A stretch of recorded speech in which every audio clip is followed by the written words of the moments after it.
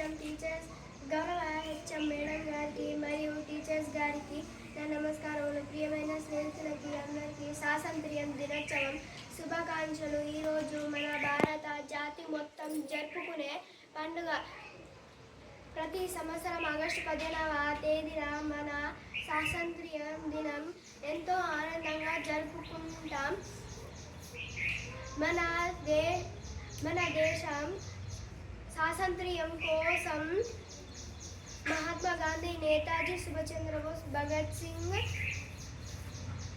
సర్దార్ వల్లభాయ్ పటేల్, జవహర్లాల్ నెహ్రూ వంటి ఎందరో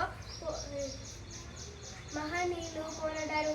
వారి త్యాగాల వలన మనం స్వేచ్ఛగా జీవిస్తున్నాం.